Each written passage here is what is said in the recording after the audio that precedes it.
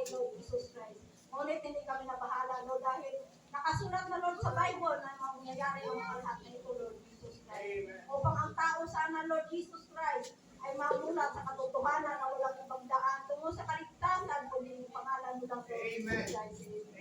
Lord, ang lahat mong gagamitin, Lord, simula sa MC, sa magpapaawit, sa mga sasong leader, Lord, sa instrumentalist, Lord, lalo na magdala ng iyong banal na salita, sa divine service at saka sa Sunday School, Lord. Itago mo po sila sa iyong likuran na ikaw makikita, Lord Jesus Christ. Hallelujah. Bigla mo sila, Lord, ng knowledge and wisdom, Lord, na magampanan ito ng maliit, Lord. Salamat, Lord Jesus Christ. Wala kami magagawa, Ama, kung wala ka sa amin. Buhay, Lord Jesus Christ. At inandalangin po rin, Lord, ng mga wala pa, Lord Jesus Christ. Papunta pa rin ito, ingatan mo po sila na makarating ng maluwalhati ito, Lord. At inanyahan ko, Lord, ng iyong banal na Espiritu na siyang mamuna, Lord, sa gawain ito, Lord Jesus Christ. Kaya wala kami magagawa, Ama, kung wala ka sa buhay namin, Lord. Ama, igayad po kami hanggang matapos ang gawain. Nalalabas kami sa bahay-sambahan na baon namin ang kagalakan at tagumpay. Ang lahat ng papuri pasasalamat at ating pangalan ng kapangyarihan sa pangalan ng Panginoong Hesus. Amen. Hallelujah.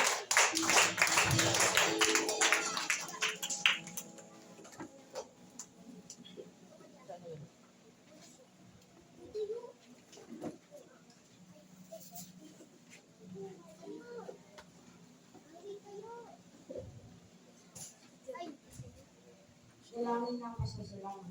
Ako, Yahweh, buong puso maawit ng pasalamat. Sa harap ng ibang Diyos ay purihin kitang ganap. Sa harap ng iyong templo ay yuyuko at gagalang. Pupurihin kita roon, pupurihin ang iyong ngalan. Dahilan sa pag-ibig mo at sa iyong katapatan. Ikaw ay tunay na dakila, pati iyong kautusan. Noong ako ay tumawag, tinanggap ko ang galing mo. Sila kasi mong itinulong ay lumakas agad ako. Dahilan sa pangako mong narinig ng mga hari. Pupurihin ka ng lahat at ikaw ay ibubunyi. Ang lahat ng ginawa mo ay kanilang aawitin at ang kadakilaan mo ay kanilang sasabihin.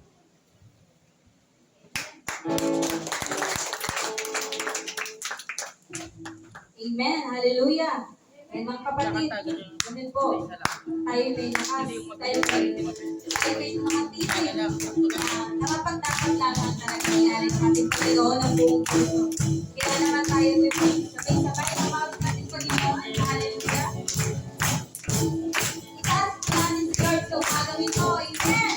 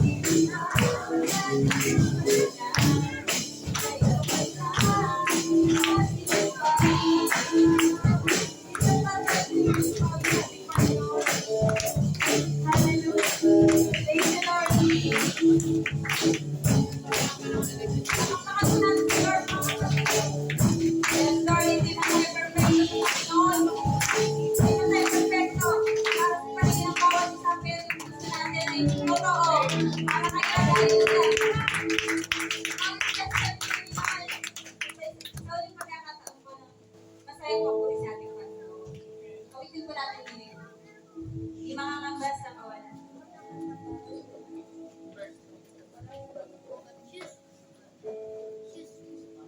Sabi mo nga sa'yo.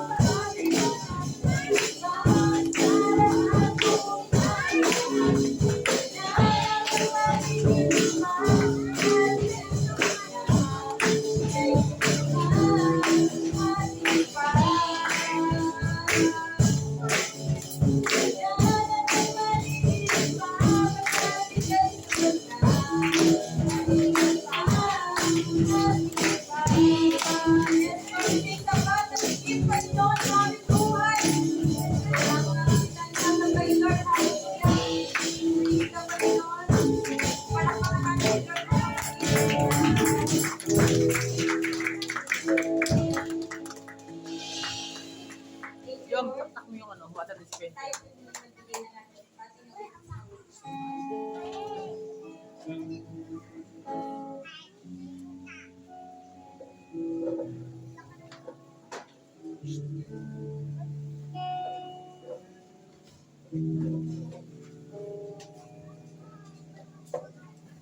This is my desire.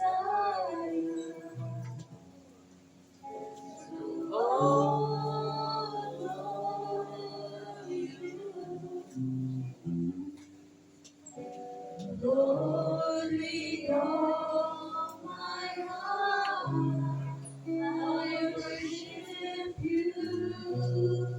Yes,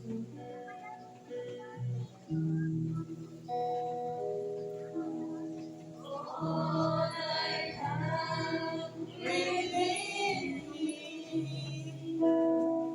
I give you praise.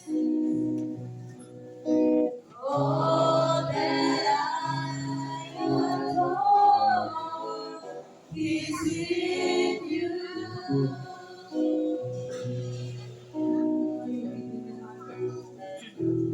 Lord, I give you my heart. I give you my soul. I live for you alone. Every breath that I take, every moment I'm away.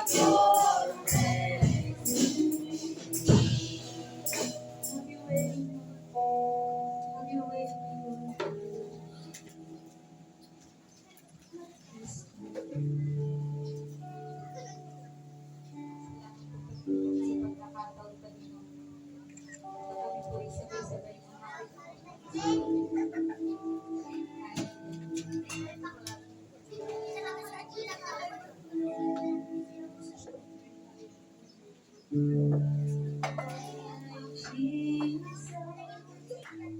my Savior, Lord, there is none like you.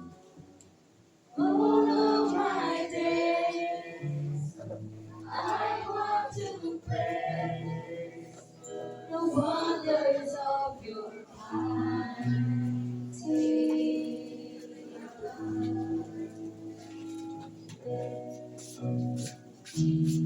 my comfort, my shelter, tower of refuge and strength, and every breath, all that I am, never cease to worship you. Shout to the Lord, all the earth, let us sing. Power and majesty, praise to the King. Mountains fall down and the seas will roar at the sound of your name. I sing for joy at the words of your hand. Forever I love you, forever I stand. Nothing compares to the promise I have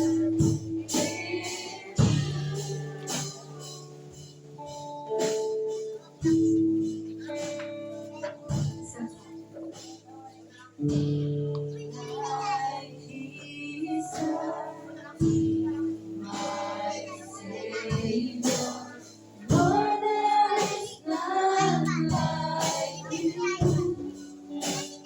All of my days, I want to praise the wonders of your mighty love. My comfort, my shelter, tower of refuge and strength, and every breath, all that I am, never cease to worship you.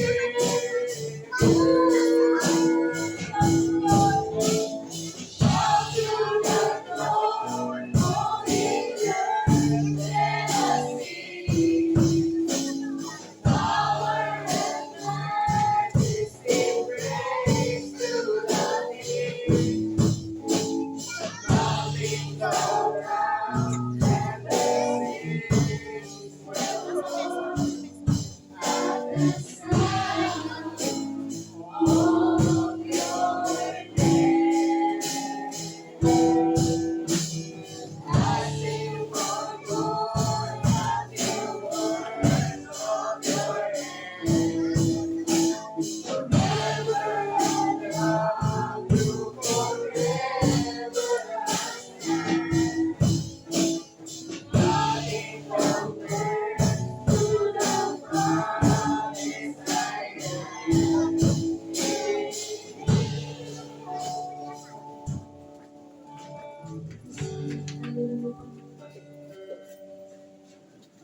Panginoon, hindi mo tayo perfecto, Panginoon.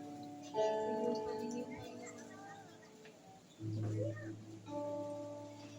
Subalit na nalaman niyo, ang laman ng aming mga puso, Panginoon.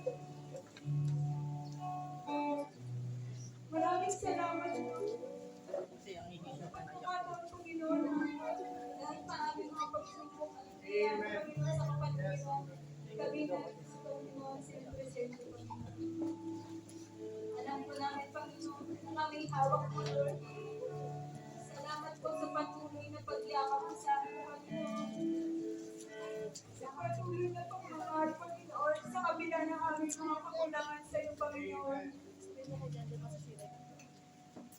Panginoon, patuloy mo kami pinapanawat, minamahal, Panginoon.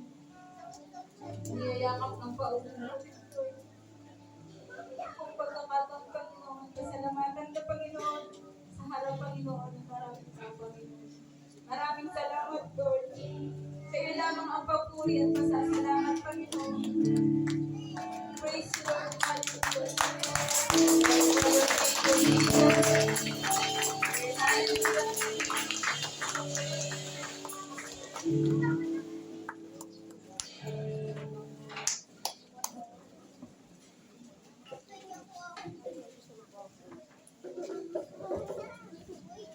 Amen. Thank you, Lord. Sige, may bisita pala tayo. Si Pastor Jason. Si Mrs.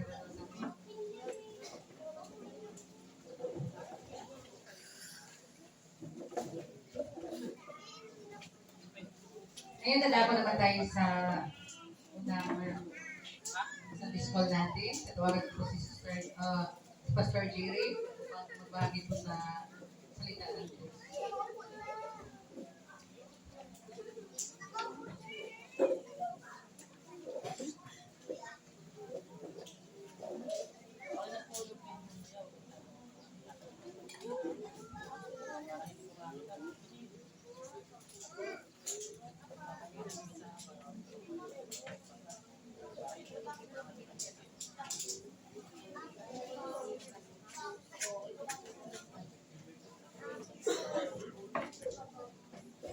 Isang mataas sa palakpak sa Lord, sa Diyos sa buhay. Glory to the Lord be God. God is good. And all the time. Praise the Lord. Kumusta po ang mga anak ng Diyos? Amen. Nakakatuwa naman. No? Puno yung ating mga upuan ngayon. Salamat kay Engineer Jason sa kanyang may bahay. Nandito sila ngayon. Thank you rin kay Sister Ria, dito pinapalay ngayon sa kabila ng kabisihan. Salamat sa patuloy na inyong pagsasamba dito sa lugar na ito. Salamat po sa Panginoon sa buhay ng bawat isa. Minsan pa tayo tumayo at hingit tayo ng gabay sa ating Panginoon sa para sa ating Sunday School. Kakila kami ng Diyos, minsan pa, O Diyos, sama-sama po kami lumalapit sa harap mo, dakilang Diyos. Papasalamat po kami sa napakasagana mong biyaya sa amin, Lord. Buhat pa sa aming hilinga at kalakasan ng aming pangatawan, Lord. Salamat sa napakagandang araw ito. Alam po namin, Lord, Father God, ang lahat ng bagay kayo na inihanda mo para sa aming kabubuti. Kailangan namin, Father God, ang aming pong Sunday School. Gabayan niyo po kami. Ikaw ang magturo. O Diyos, pamagitan ng Banal na Espiritu, Lord. Gabayan niyo ang iyong amang lingkod, makapagpaliwanag ng maayos. At ang pagkilig, Lord, buksan mo ang puso ng bawat isa. Upang sa gayon, Lord, patuloy pong lumago ang aming pananampalataya. Sa iyo po namin pinagkakatiwala ang lahat ng ito sa pangalan po ng aming Panginoon Jesus. Amen. Nakakapon sa tayo. Malapit-lapit na yung ating anniversary, kaya ayan, so nihanda ni Lord yung ating mga pangailangan. Nakakatuwa, ang dami na nating natuwa. Praise the Lord. Salamat sa lakas ng loob ni Sister MM. Ayan, binigyan tayo na may nag-donate ng isang katerbang upuan. Dahil na misa, yung balak nating bilhin na misa, nandyan na. Ayan, tatagdagan pa ni Lord yan. Okay, ngayon pong mga nakarang araw lang ay nakakaba dahil kaliwat kanan ay naroon yung napakalakas ng amen. Amen. Basta Lord, dapat talaga matibay ang ating loob. Anytime, pwedeng mauga tayo. Ugain yung ating lugar, anytime, pwede yun. Pero ang kaibahan lang, meron tayong Diyos na nangangako, hindi niya tayo iwan, hindi niya tayo pababayaan. So nakita natin yung mga struktura ngayon sa iba't ibang lugar ay nagganda tumba na yung iba, lalaking building, mga kusali ay ditibag. Hindi lamang yun, may mga nagaganang buhay. Talaga namang hindi ka makapaniwala sa nakikita mo ngayon. No, yan po yung sinasabi ng Bible.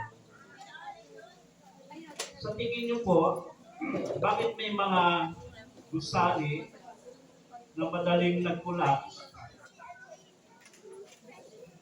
Ha? Amen. Tama ba yun? Pag ang gusali ay isinisake siya ng lindol at nag-collapse agad, tama ba yun? Sige, kayo na po. Ano po yung dahilan? Sa kanya mahinang pundasyon. Sige pa po, magsabi pa kayo. Yan, pangalawa po yan sa standard. Pero tama po talaga yun, mahinang pundasyon. Yes. And then, substandard. Kasi kaya nga ang pundasyon niya ay mahina dahil substandard. Kasi meron talagang standard ng bawat gusali at ang nakaalam lamang yung mga engineers. Na ito yung bakal, ito yung size, ito yung timplada ng simento, ito yung ginagamit para talagang matibay yung isang struktura. Ano? So, pag hindi ho matibay, yung pundasyon, ang nangyari, nagkukulap. So, ilapat natin ngayon sa ating spiritual. Sabi sa Bible, mayroong liligligin niya ang langit at lupa sa Hebreo upang manatili ang hindi nayayagik. So, sa ating spiritual, kailangan matibay yung ating pundasyon para pag mayroong pong shaking or trial, manatili tayo nakatayo. Amen? Hindi tayo natitibag agad-agad. Katulad ng mga gusali, kapag ay, minsan na kahit mahina pa lang, meron na agad nagkukulaps, mahinang pagyanig pa lang, ay nagkukulaps agad ng gusali. Salamat sa Diyos dahil marami pa namang matitibay. Kaya sa spiritual naman natin, pag hindi po tayo matibay ang ating pundasyon at hindi substandard, ay pwede po tayong mag-collapse.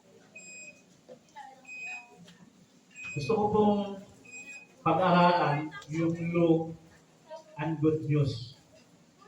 Ano yung law and good news? Ano yung law? Ano yung kautusan? Saan yung matatagpuan ang kautusan? Yung sinasabi sa Bible, kautusan. Saan po ito matatagpuan? Sige po, magbigay po kayo. Saan matatagpuan ang kautusan? Ten Commandments. Amen. Yes. Pag sinabi ng Bible, in kautusan, ang tinutukoy po niya ay Old Testament. Pag sinabing good news, saan ito? New Testament. Yung good news or magandang balita. Tatlo na yung church na pinanggalingan ko. Yung topic na ito, hindi ko pa narinig. Kaya gusto kong maging topic ngayon. Doon sa mga bago, maaaring hindi pa nila masyado itong mag-gigs kasi medyo malalim itong about law and good news o gospel. Ang good news o gospel ay isa. Ibig sabihin kasi ng mga mabuting balita o good news is gospel. Pag sinabi mong gospel, yan po yung good news or New Testament. Pag nakabasa kayong kautusan, ang tinutukoy po dyan yung Old Testament. Para po maging malinaw sa atin. Kasi po, kapag hindi itinuro sa atin yung Old and New, mararambol natin. Hello? Mararambol natin eh. Old and New, rarambulin natin, then gagawin natin doktrina. Nangyayari, magulo, then hindi siya standard, kundi substandard ang bagsak. At kapag mahina yung pundasyon mo, one day, o pwedeng nasa ibang church ka na. Dito isang pagliliglig.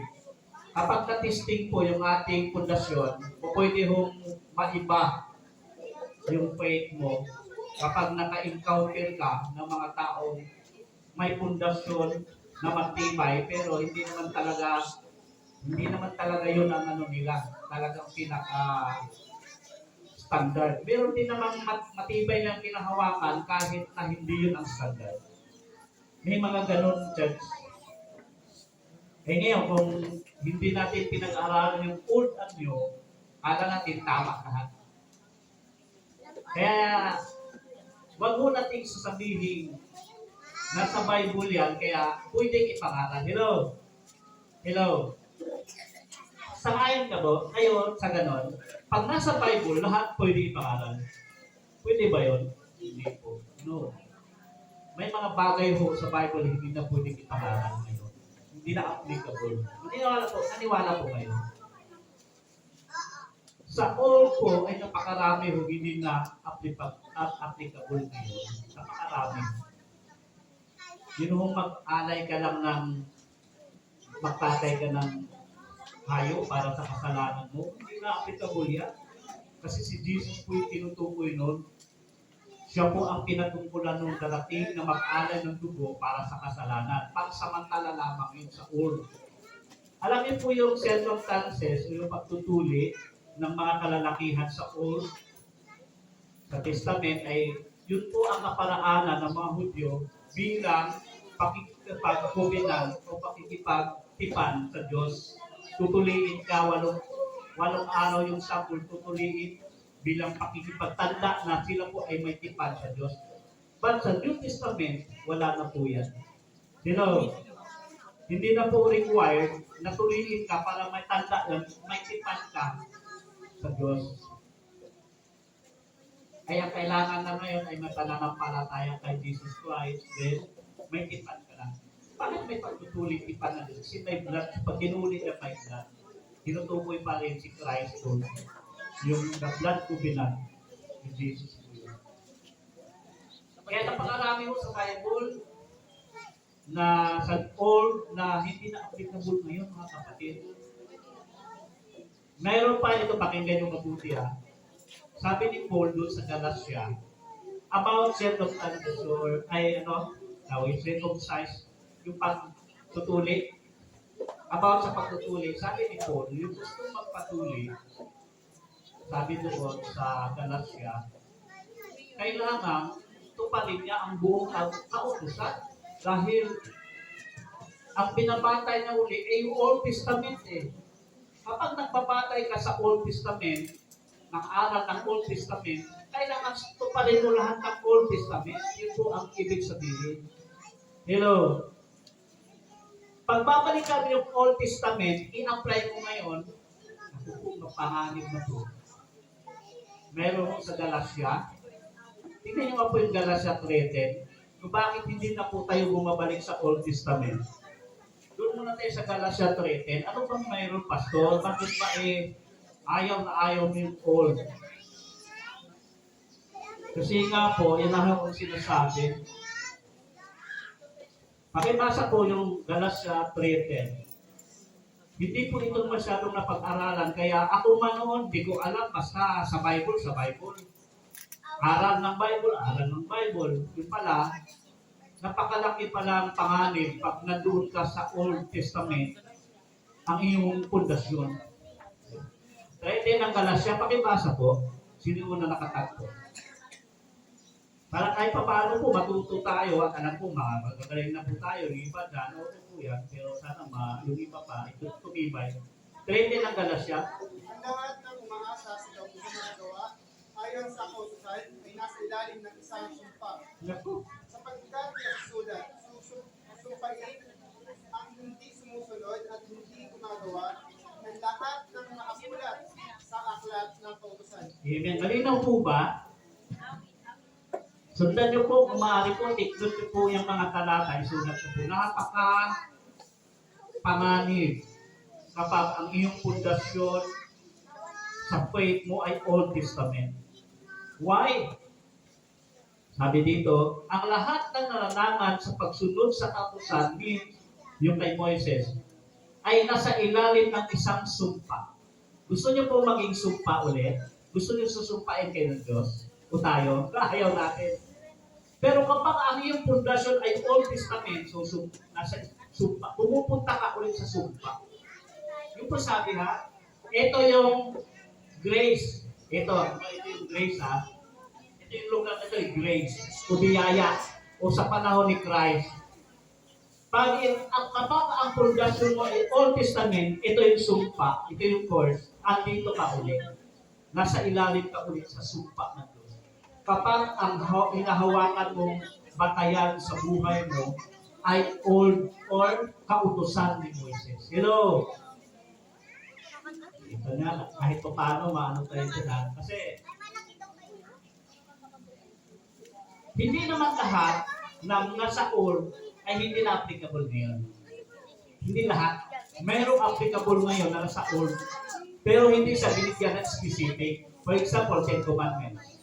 Hindi na sinabi na itong 10 na ito, sabi ni Diyos, 2 lang ang sinabi. Yung 10 utos ay 2 lang. Sino makapagsabi sa New Testament? Sino makapagsabi na ang 10 Commandments, sinamarize siya ng 2?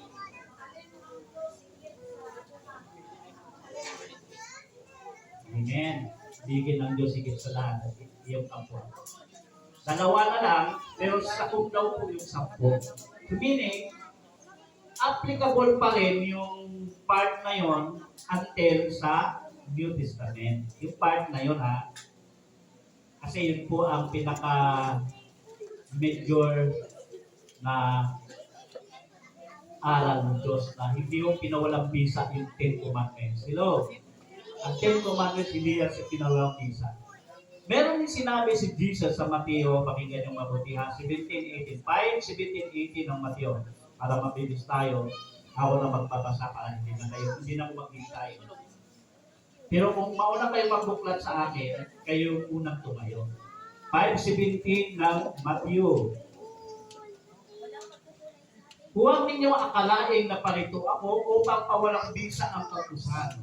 Parang ano siya, no? Kumplik doon sa sinabi natin, no? Parang kumplik. Kaya ito, minsan ginagamit din ito ng ibang gustong gumamit ng old, itong sinabi ni Jesus, ginagamit din nila ito. Eh sabi nga hindi nga pa walang bisa pero tapusin natin para lubos nating maintindihan. Huwag ninyo akalain na parito ako upang pawalang bisa ang kautusan at ang aral ng mga propeta na parito ako, hindi upang pawalang bisa, kundi ipaliwanag at ganapin ang mga iyon. Hello? Meron siyang ipaliwanag, meron din siyang gaganapin ayon sa kautusan. Yung sinasabing maghandog ng hayop, mga dugo para sa ikapagpatawad ng kasalanan pangsamantala, gaganapin ni Christ yun. Kaya nga nung mamatay sa krus niya, nung huling hininga sabi niya, it is finished. Sabi niya, naganap na. Ang tinutukoy niya naganap na, yung sinasabi ng old, nagaganapin niya. Then mayroon din daw siyang ipapaliwanag. Ibig sabihin, hindi lahat ng nasa old gaganapin niya. Mayroon din siyang ipapaliwanag na tatawid ng new. Amen? Tatawid siya ng new. Kaya nga, pag nagbasa tayo ng New Testament, meron siyang kinalaman sa old. For example, nabanggit Sister NN, yung itawag tattoo. Tattoo, pagdating sa Bible sa New, walang sabing tattoo. Napawal ang tattoo sa New. Pero sinabi naman, ingatan nyo ang buong yung pagkatao. Kaluluwa, katawan, at espiritu. Yung buong pagkatao natin, tatlo yan eh. Kaluluwa, katawan, espiritu, tatlo yan. Body and soul, spirit. Yung tatlo yan, ingatan o madumihan. Kapag yan ay templo ng Espiritu Santo ng Diyos. So, ganun pa rin, ang pamunawa doon is, ingatan, huwag mong dumihan. So, applicable pa rin yung tattoo na yan na dudumi sa katawan mo, hindi dapat nagtatattoo isang Kristiyano. Although, wala yung word sa tattoo. Tatawin yan eh, yung iba. Yung dugo, from old to new. Naniwala kayo, yung dugo ay from old to new, tumawid. Sa iba pong Kristiyano, may mga iba pang malakas kumain dyan. Oo eh. Okay. O hindi man tayo nangahatol, pero maraming pastor kumakain ng dinuguan. So, si Lord na, sila nang magkaano doon, hindi lang tayo nagja-judge. Pero alam ko marami. Basta lang naman. So, hindi man tayo nagja-judge. Pero ito ho ang gawa about blood. Tumuhid po yan eh. Kaya dapat, hindi naman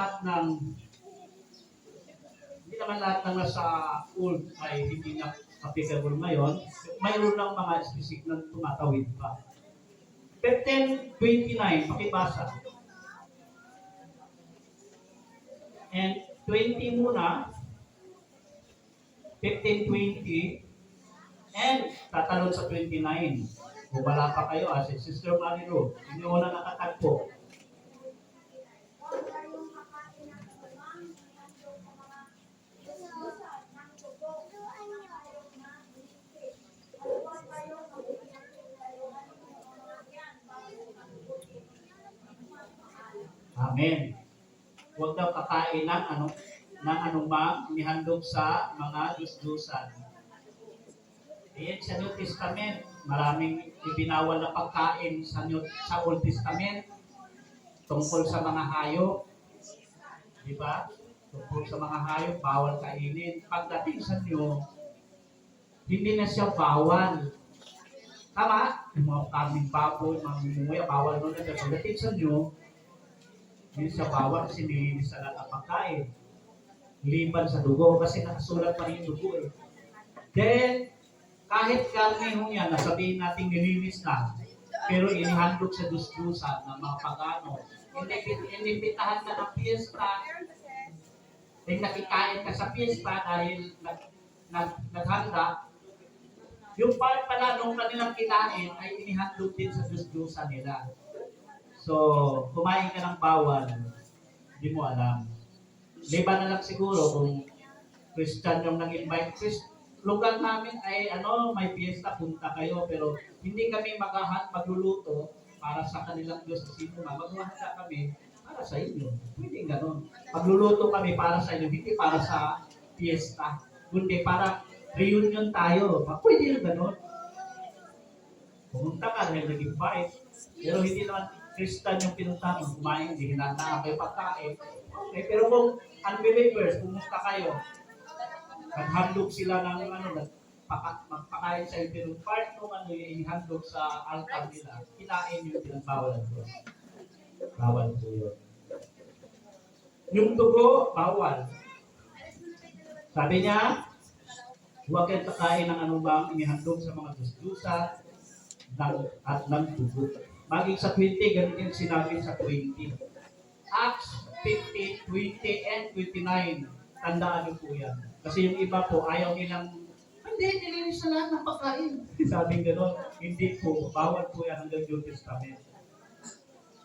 Hindi nila binabasa ito eh. Ang babasahin na yung Matthew 15 na lahat daw pumapasok sa bibig ay nilinis sa Diyos, hindi daw nakapagparugihin eh. Lahat ng pagkain ay sulit, ay pwede na, pero yung blood na liquid, hindi na pagkain blood from food, hindi na isinusuring pagkain yung blood eh. So until now, bawal po yung blood. Kasi sinabi pero kung hindi ito sinabi ni Paul o ni Pablo, pwede na rin yung dugo na yan. Pwede na yung kainin ito kung hindi binanggit, sinulat ni Pablo. At ang sinabihan niya, yung mga hintil. Sino mga hintil? Tayo. Sabi niya, kaya sa 15:19 ng gawa, kaya ang pasya ko ay huwag nating ligaligin ang mga hintil na lumalapit sa Diyos. Sa halip, sulatan natin sila na huwag kakain ng anumang inihandog sa Diyos-Diyosan. Huwag pakikiapid, huwag kakain ng dugo na binigti at ng dugo. At ng dugo. Talagang binigyan ng lino, Kaya minsan, hinihamak natin yung mga INC, bawal sa inyong dugo. Sa iyo rin bawal. Sa atin rin bawal. Ang problema, nadala tayo sa ibang aral na, hindi, lahat ng pumapakit sa bibig ay nilinis na Diyos, hindi nakapagparutin, kundi yung lumalabas. Tama naman yun. About pagkain, ang dugo, hindi naman binilang pagkain, nag-transform to you. Then, pag hindi ito sinulat ni Pablo sa gawa na ito, ay pwede na kainin. Kasi wala namang sinabing specific. sinulat dalawang beses pa. Kanino pa? Ini-address pa mismo sa mga hintil tayo yun. Bakit tayo? Kasi ang Hudyo, automatic talaga hindi sila kumakain ng blood from panahon pa nila. Kaya tayo mga hintil na hindi Hudyo, ito sabihin, bawal po sa atin yung blood. Yung dinuguan ha, paborito ko yan. Huwag niyo po tuksuhin. Pero ang dinuguan, masarap siya, lalo kung may puto. Pero bawal sa atin yan mga kapatid. Kaya ang lakas mga tanong iba yun na iisipin kayo na doon, sa Christian bawal po yan. Maraming pastor kumakain yan. Bakit? Ibang talata yun. Ako, minsan kapain sila, tulong pa din sa anniversary, ihandog nila anniversary. Nung makita ko, nag-preach ako ngayon about tubo, sama ng tingin nila sa akin. Uminit sila. Naku, nagalit. Sundan ko pa ng ikapo, patay, lalong nagalit. Ay, umalis na ako doon sa sobrang galit. Ang ikapo nga po, pag-aralan natin sunod na linggo yan ha. Kasi sa old, tandaan nyo, yung 10% is old. Hindi masamang mag-ikapo, pagpasya mo. Kahit sobra pa sa ikapo. Basta pasya mo yun. Kasi si Abraham nga, wala pang kautusan na ikapo na Kasi pasya Ganun ka pagpapahalaga niya, hindi over mo kay Lord, 10% higit pa. Pero kung sabihin mo, susundin ko yung ikapo dahil sa sabi ng kautusan, mali yun. Huwag kang sumunod ng dahil sa kautusan dahil yung ikapo hindi tumawid yan sa mga apostol. Meron ba kinabanggit ng mga apostol na sabi, mga Kristiyano, magtigay tayo na ikapo. Sabi ng apostol, wala kayo isa. Si Jesus, naniwala ba kayo si Jesus na ikapo? Sige nga. Babasahan ko kayo. Naniwala ba kayo si Jesus ng ikapo? Sige. Sinong makapagsasabi yes or no? Pastor.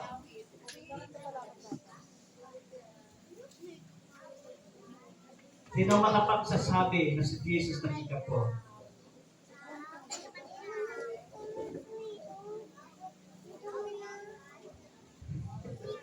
Yes, nag-ikapo si Jesus. Ganun din po yung kanya mga apostol. Bakit? Kasi yung time na yun, nasa old pa sila. Maniwala po kayo. Si Jesus at yung kanyang mga nasa old pa sila. Nagkaroon na ng New Testament kung siya'y namatay. Sapagkat, sabi ng Bible, pag namatay, ang gumawa ng testamento, doon lang nagkakaroon ng visa. Kaya nga sabi this, it is finished, tapos na, the New Testament starts. Ganun po yun. Kaya, sa dami kong nilagay, Galasya ito nakalagay na si Jesus namuhay sa ilalim ng kautusan. Namuhay si Jesus sa ilalim ng kautusan. Ibig sabihin, kung anong aral na sa panahon ni Jesus, ay sumusunod siya sapagkat sabi niya palalayain niya ang nasa sakupan ng kautusan, palalayain niya sapagkat lahat ng tao ay nasa sumpa. Pakakawalan niya ang lahat ng tao sa ilalim ng sumpa. Bakit may sumpa? Dahil sa hindi pagsunod, dahil sa paglabag sa isang utos lang, lumabag ka sa isa, lumabag ka sa lahat, yan yung kautusan. Yung utos ng Old Testament, pag lumabag ka sa isa, lahat labag mo. So walang nakatupad ni isang tao sa Old Testament. Kaya si Jesus, nagkatawang tao para siya ang tutupad sa lahat. Para ikaw at ako, lalaya, buhay sa sumpa. Wala na tayo sa ilalim ng sumpa, babalik ka na naman. Bakit? Gusto mo yung old Mahihhiwalay ka kay Kristo. Sabi ng, tingnan niyo yung Galasya chapter 3. Alam niyo po, pag ito yung topic natin ng paghaba, bubuhin natin sa sunod ito. Gretel, pakinggan niyo mabuti ha. Ang lahat ng nananangan sa pagsunod sa kautusan ay nasa ilalim ng sumpa. Sapagkat nasasaad sa kasulatan, sumpain ang hindi tumutupad sa lahat ng nasusulat sa aklat ng kautusan. So 13, tinubos tayo ni Kristo sa sumpa ng kautusan nang siya'y magdusa na parang isang sinumpa. Sapagkat sa kasulatan, sinumpa ang bawat binitin sa punong kahoy. So tayo po'y pinalaya na ni Jesus sa sumpa, buhat doon sa kautusan ni Moises. Kasi nga wala nakatupad ni isa doon sa sumpa na yun. So pinalaya tayong lahat. Ngayon, hindi ka nag-ikapo. Sabi doon, susumpain yung hindi nag-ikapo. Babalik na naman, sumpain ka ulit. Halimbawa, isang pulubi, isang mahirap na tao, nagsimpa, nagsugo ng buhay kay Christ, lahat sinugo. Then, wala siyang pambigay na ikapo. Narinig niya na yung mga nag-preach yung pastor about ikapo, susumpain ka, mandaraya, magnakaw, hindi papasok sa langit, hindi susumpain ng Diyos. Nasaan yung salvation niya? Nawala dahil hindi siya nakapagbigay ng 10%. Anong gagawin ng bagong believers na yun? Na bagong dalo? Hindi na. Bakit pa ako magpapatuloy kung ako naman pala nasa sumpa pa rin? Dahil hindi ako nakapagbigay dahil sahod pa lang ng mister ko, kulang pa sa amin. Hindi ako nakapagbigay ng 10% dahil pag sahod namin kulang pa sa pagbayad. Sinugod ko na buhay ko kay Christ. Ngayon, hindi lang ako nagbigay ng ikapo, nasa sumpa na ako at magnanakaw. Sabi, mandaraya yung hindi nagbigay ng ikapo. Sabi ng 1 Corinthians, ang hindi nagbibigay ng, sabi, ang mga mandaraya ay walang bahagi sa kariyan ng Diyos. Hindi ka nakapagbigay ng ikapo, ay sobrang hirap mo. Hindi ka magkamit pala ng salvation. Sabi ni Jesus, tinubos ko na kayo. Hindi ka ako nakabigay ng ikapo, Lord. Kasi, nung makilala ko sa Panginoon, wala pa kaming kita ni Mister. Kulang na kulang kinikita, Lord. Ibig sabihin yung nakabigay nyo napapasok sa langit, ako nasa sumpa ako ulit. Bakit pa ako magpatuloy? Napakarami ng Kristiyanong hindi nagpapatuloy sa pagiging Kristiyano na isod sa ikapo. Kaya ayaw ko yung talaga. Pangalawa, hindi utos ng New Testament. Bigyan niyo ako ng talata sa New Testament na nag-uutos ng ikapo. Wala. Kahit ganito, diwa lang. Example, sabi ni Apostol Pablo, ipunin ninyo, mga kapatid, yung mga ikapo ninyo, ipadala ko sa ibang church. Walang ganun. Kahit ganun lang, kahit di utos. Wala po sa inyo. Then, kung magpasya ka lang po, sasabi po sa inyo, hindi po masama. Basta pasya mo to your faith. Hindi kahit higit pa. Pero huwag kang magbigay dahil sabi ng all. Wala na tayo sa all. Hindi, kinubos na tayo lahat. Ngayon, kung gusto mong tuparin ang all, sabi ni Paul, tuparin mo lahat yan. Kasi gusto mo na naman sa all, tuparin mo lahat kaya walang kisa-kisa. Walang dito, walang... Ako po naniwala, lahat tayo dito po, hindi tayo nakasunod sa kapunan. Niwala po ko. Buong buhay mo Kristiyano, maring minsan nakabigay ka. Kung kaya nanintin mo, pero buong pakikristyano mo, hindi mo nabigay lahat ng 10%. Ngayon, hindi ka nakarapat-tapat ngayon. Kasi, yun ang batas mo, binalikan mo yung old So, ang paglabag sa isa, paglabag sa lahat. Kung sa new ka, kahit kulang, sabi sa 2 Corinthians 8:12, tatanggapin ng Diyos ang nakayanan mo. Yan yung New Testament. Kung anong kaya mo, higit pa sa kayanan mo, ibigay mo, balot sa puso mo, yan yung New Testament. Yun ang mahirap. Kaya, hindi ko po, dati wala pa akong alam sa mga ganito about old and new. Kaya, tangay-tangay lang din tayo. Pero ngayon, pag-aralan yung mabuti, old and new. I-introduce ko sa inyong aklat ng Galasya. Yung Galasya, ang Hebreo, then meron din sa Roma. Pero buong aklat ng Galasya, basahin niyo po yan. Araw-araw, maintindihan niyo kung anong sinasabi ni Paul. Sabi nga, napawalay na kay Kristo. Kapag sa old ka magbabase, napawalay ka na kay Kristo. Kaya masabi ng Bible, kami na nagtilit sa turo ng mga apostol at sa kay Kristo. Kay Kristo, sa mga apostol, doon kayo mananatili sa aral nila. Huwag kayong bumalik sa old. Dahil pag bumalik ka sa old, mapahiwalay ka kay Kristo at hindi mo na kailangan ng habag. Galasya 5, hiwalay kasi ito kaya 4:12 kaya ng Galasya. Tingnan ko muna wait lang. Sabi ni Paul sa 4:12, isinasamo ko mga kapatid, tularan ninyo ako. Hindi na ako saklaw ng kautusan. Tulad ninyo noon, wala kayong nagawang anumang masama sa akin. Sabi nga, si Paul, as a Christian, hindi siya sakop ng Old Testament. Sabi niya, hindi ako saklaw ng Old. Kundi na kay Christ ako ngayon. Sabi ni Paul. Kaya wag po kayong sabi na, naku, Panginoon, baka sumpain mo ako, hindi ako nakapakita po. Hindi po yan. Pinubos na nga eh. Mag-complete yan. Magkakalaban yung complete, magiging complete yan doon sa sinabi. Pinubos ka na sa kautusan. Pinubos ka na buwan sa sumpa. Then, hindi ka nakapakita po, susumpain ka na mahuli, complete po yun. Ang tamang pag-unawa sa Bible ay kailangan, wala silang complete, hindi maglalaban. Kailangan ang pag-unawa ng salita ng Diyos, wala siyang kalumakan. Intindihan natin, hindi na susumpain ako ng Diyos. Bakit? Hindi ako nakaipag. Sabi doon, mantaraya daw ako kasi hindi ako nagbibigay ng ikapo. Eh bakit yung publikano at saka yung parisiyo? Sabi ng publikano, ako nag-ikapo ako Panginoon, lahat ng kautusan, sinunod ko, hindi tulad ng itong makasalanan. Sabi ng publikano, patawarin ako doon, hindi ako nakatupad sa kautusan. So sabi niya, ang isang yon, pinalugdan ng Diyos ang nagpakumbaba kaysa doon sa masunuri na ng mga taas. Nag-ikapo, pero hindi siya pinalugdan. Parang antira. Nagbigay ng ikapo, hindi pinalugdan. Yung isa na hindi lang nagbigay, nagpakumbaba, humingi ng kapatawaran sa Diyos, pinalugdan ng Diyos. Hindi po ikapo ang basihan ng Diyos para maging kalugdan ka. Paano kung hindi mo kaya? Sabi ng Sikang Korintian, tatanggapin ng Diyos ang makayanan. 8:12 ng Sikang Korintian. Then kung may judge na nahinay ikapo, ay respeto na sila. Amen? Respeto lang naman yan. Then alam mo sa sarili mo, pastor, hindi na ikapo pwede kong ibigay, higit pa.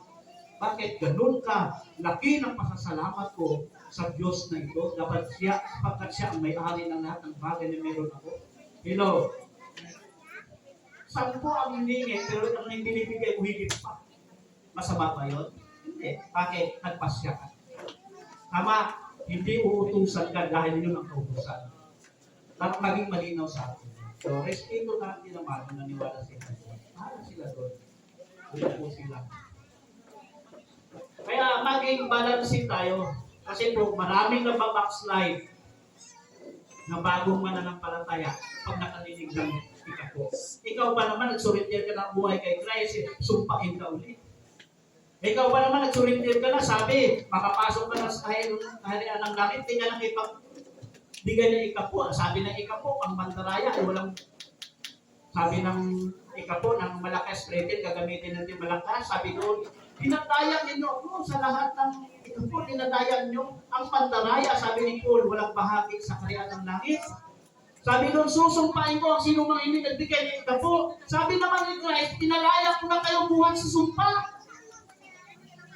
Kaya kayong lahat na may kaligtasan na. Eh bakit pa ako magsisimba kung papunta pala ako ng impyerno dahil wala akong pambigay na ikapo? Naiintindihan natin, dapat maliwanag sa atin, old and new, hindi ho. May mga, sarili magpasya tayo. Hindi ho masama ikapo. Inulit ko po, basta magpasya po kayo sa inyong sarili. Higit pa, mayroong ang iba. Di ba sa New Testament, nagbinta ng bahay? Higit pa si ikapo binigay. Bakit 100%? Bakit binigay lahat eh? Ibinta ko to. Pero hindi po yung voluntary giving po yun. Hindi po yung utos. Iba kasi yung utos eh. Sa New Testament, may kumanta ng Diyos. New Testament. Si Christ may mga utos. Ibigay niyo yung sa Diyos ay sa Diyos. Sa emperador kasi sa Cesar. Yung tax bigay, din sa Diyos bigay. Meron naman talaga si Lord ngayon, pero hindi ka na binigyan ng fixed price. Malaya ka na ngayon magpasya. Hindi malinaw sa atin ng mga kapatid. Walang pirsahan po pagdating dyan. Hindi po yan batas ng Kristyanismo. Gagamitan ka ng Old Testament na pamantayan, mahirap po yan. Kaya, Kung gusto niyo pong magsulat, Galatia, marami natin talata. 9:15 ng Hebreo hanggang 16, 9:8, and Hebreo 8:7 and 13, Roma 30 and 33, and Roma 9:30 hanggang 33. Galatia 3:1 hanggang 14. Alam niyo po yung book of Galatia. Gusto niyo pong maliwanagan about Old Testament, basahin niyo po yung Galatia. Ulit-ulitin po sa inyo para lang maging malinaw sa inyo. Ulitin niyo po, ako po mismo, halos araw-araw binabasa ko yung Galatia para lubos ko maunawaan yung sinasabi na kautusan at yung biyaya, yung law and grace. Yan yung Galatia na yan, magbibigay ng linaw sa atin yan. Sino man daw po ang namumuhay ayon sa lumang tipan o kautusan ay napahiwalay na kay Kristo. Akala natin, pag namuhay ka sa pamagitan ng lumang tipan, ganun-ganun lang yon, mapahiwalay ka kay Christ. Sabi po ng Galatia. Kaya hindi po biro na sabihin natin ito, nasa Bible naman to eh.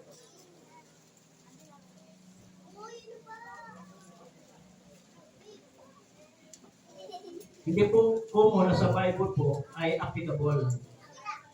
Uunawain natin kung yun ba ay sinabi ni Jesus o ng mga apostol. Dahil kung hindi po yan tamang pag-unawa sa Bible.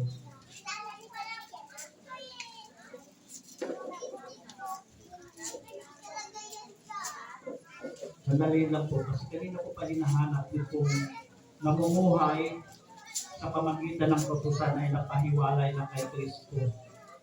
Sa 4 yun eh. Nasa 4 po yun. Wait lang saglit bago tayo magkatapos. Magkatapos na po tayo.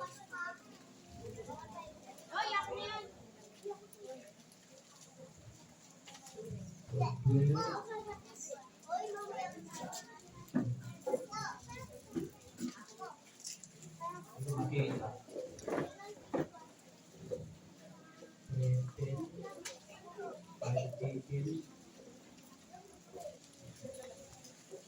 Kung mayroong nakatagpo sa inyo dyan, ang sino man daw ho nananalig sa kautusan ay napahiwalay na kay Kristo.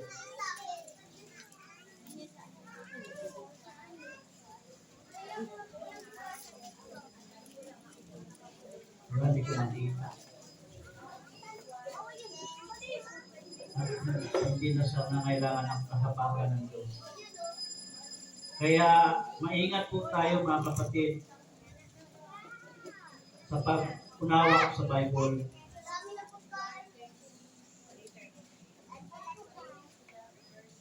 Hindi ko makita. Kaya po, refer ko, nasa Galatia po yan, lahat po yun. Kaya ko sinabi sa inyo, basahin nyo ang book of Galatia, buo. Kasi nandiyan po yung salitang, sino mang nananalig sa kautusan ay napahiwalay na kay Kristo at hindi na siya kailangan ng babag ng Diyos. Hello, nandiyan po sa Galatia. Kaya ang basihan natin para maging standard yung ating pundasyon ng ating pananampalataya ay ayon sa aral ni Christ at sa kaaral ng mga apostol. Ibabase natin. Sabi ng 2 John, sino mang nangangaral na ayon sa aral ni Kristo, sabi doon, makasumpain siya. Ganun po yan. Dapat aral ni Christ yan, aral ng mga apostol yan. Sabi doon, lahat kami ay nasa gawa naman, sabi doon, lahat sila ay nanatili sa aral ng mga apostol. New Testament na po kasi yan. Babalik ka sa Old, pumunta ka ulit sa sumpa. Yan po yan. So, palakpakan natin sila. Wala ka magtanong? Sabi, Pastor, mahaba na eh. Mari, hindi pa natin masyadong pero susunod po. Ulitin ko yung Book of Galatia. Hebreo 9 at 8, chapter nandyan. Paliwanag tungkol sa kautusan. Para hindi po natin mapag-grapple. Alam niyo po ba, mayroong church dyan sa kanto? Okay naman yan. Bawal kumain ng mga pinagkatayo sa Pinagbabawal sa lumang tipan. Hanggang ngayon, bawal sa kanila. Physical lang yan. Maganda ang physical nila yan kasi bawal mga matataba. Okay yun. Pero pagdating sa salvation, wala kinalaman yung pagkain.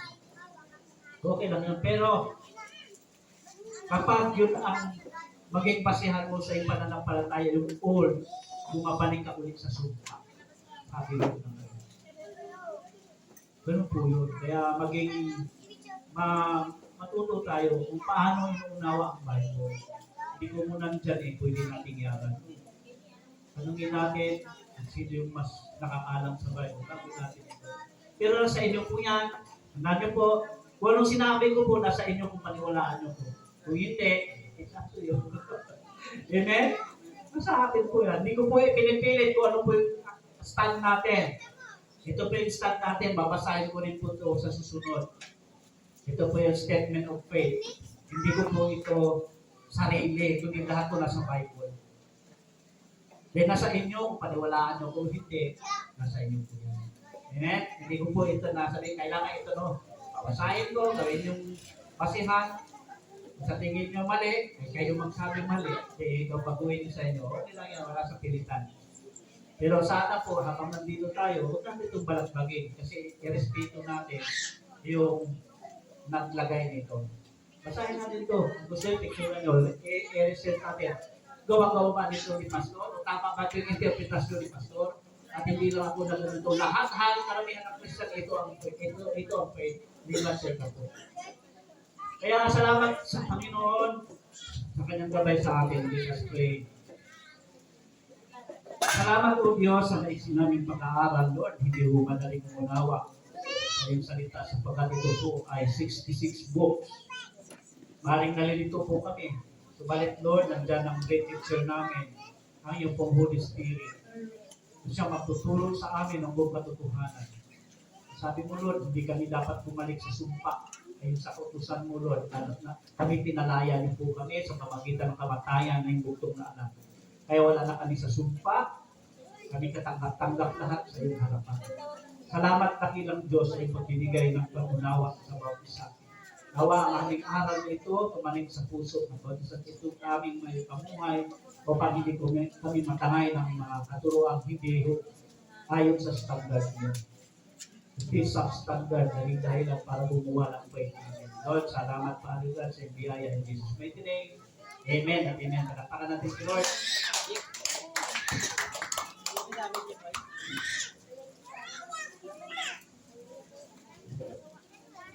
Praise God. Thank you, Lord. Thank you, Pastor Jerry. Salamat sa akin kay Pastor Jerry. No? Kahit kami, nung bata pa kami, hindi talaga kami dito magulang namin at kumain ng bigo. Kaya ngayon, yung mga anak namin, ginawa din namin na huwag din kumain. Kasi kadadapo naman tayo sa special Zoom. Kung sino yung mga nakahanda, punta na lang po dito sa harap.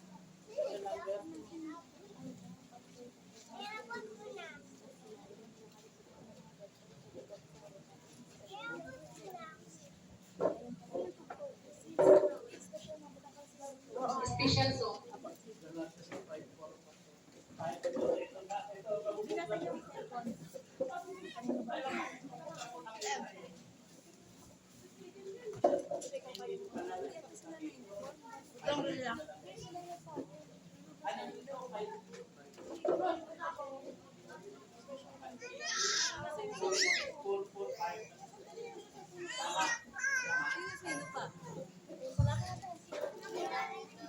Sino pa kasama ni KJ? Dyan sa Gabra. Nasa sa likod dyan kasi hindi raw memorize. Magdram to sila, te. Ang alay. Ayun na memorize. Nakakantay. Anong tugot, te? Aming tugot. Bigyan na ni KJ. Asan si Ate Nicole?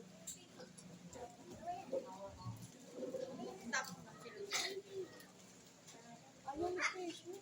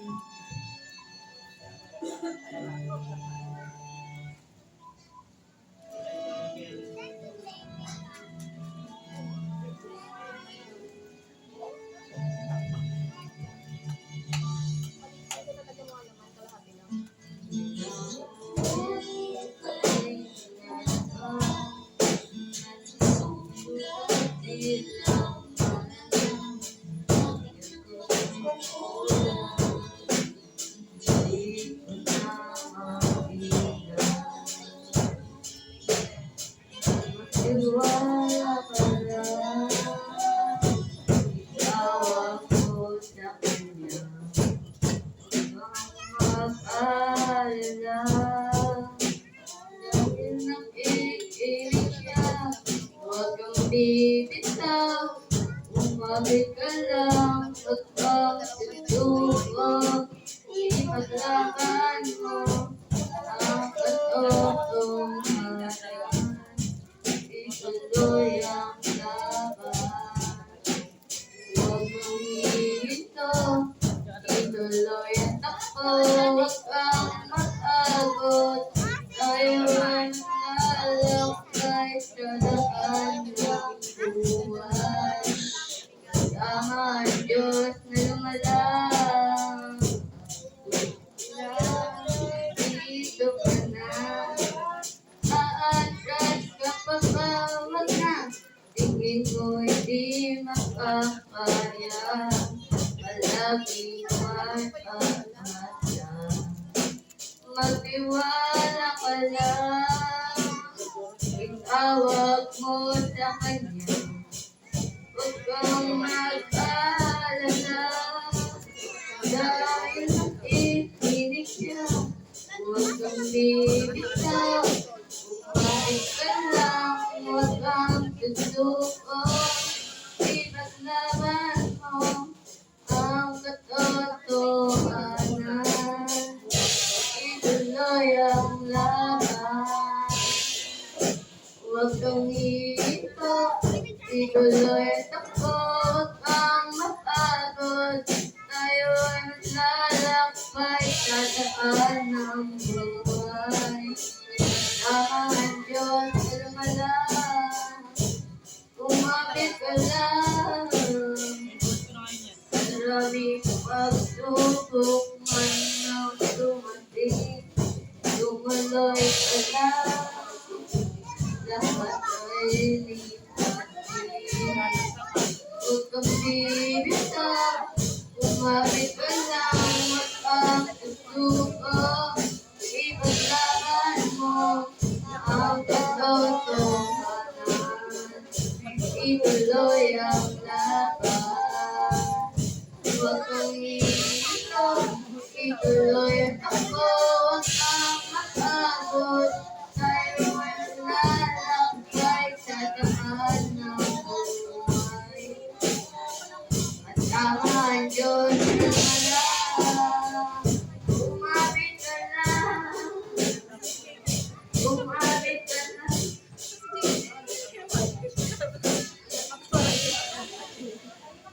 Okay na, ayaw na.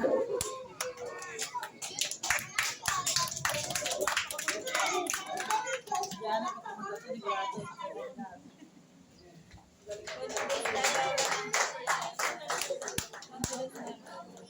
Yan, hindi lang 20 yan.